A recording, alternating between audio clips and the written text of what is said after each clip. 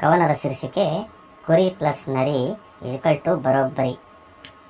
ಮೈ ಮುರಿದು ದುಡಿದರೂ ಅವಿಶ್ರಾಂತವಾಗಿ ಒಂದು ಹೊತ್ತಿನ ಊಟಕ್ಕೆ ಉಪವಾಸ ಬೀಳುವ ಸಾಮಾನ್ಯ ಪ್ರಜೆಯೊಂದು ಮೂಲೆಯಲ್ಲಿ ಕುಳಿತುಕೊಂಡು ಪಿಳಿ ಪಿಳಿ ಕಣ್ಣು ಬಿಡುತ್ತಿತ್ತು.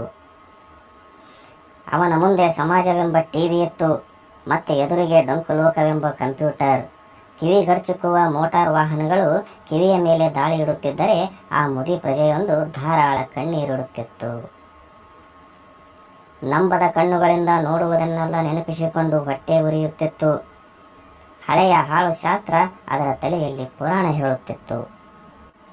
ಮಾಡಿದ್ದುಣ್ಣು ಮಾರಾಯ, ಆತ ಏನೂ ಮಾಡಿಲ್ಲ, ಏನೂ ಉಣ್ಣುತ್ತಿಲ್ಲ. ಏನಾದರೂ ಕಿಸಾಮತಿ ಕಾರುಬಾರು ದರಬಾರು ಮಾಡಿದ ಲಫಂಗರೆಲ್ಲ ಉಣ್ಣುತ್ತಿದ್ದರೂ ಹಾಲು ಸಕ್ಕರೆ ಹೋಳಿಗೆ ತುಪ್ಪ ಸ್ವರ್ಗ ವೈಭೋಗ.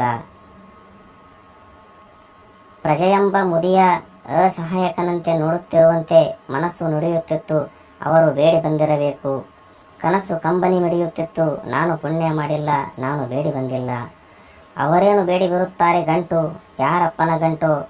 ಯಾರದೋ ರೊಕ್ಕದಲ್ಲಿ ಎಲ್ಲವನ ಜಾತ್ರೆ ಮಾಡುವ ಮನೆ ಮುರುಕ ಮುಸುಡಿಗಳು ಬಣ್ಣ ಬಣ್ಣದ ಮುಖವಾಡಗಳ ಧರಿಸಿ ಧರಣಿ ಕುಸಿಯುವ ಹಾಗೆ ಕುಣಿಯುತ್ತಿದ್ದವು.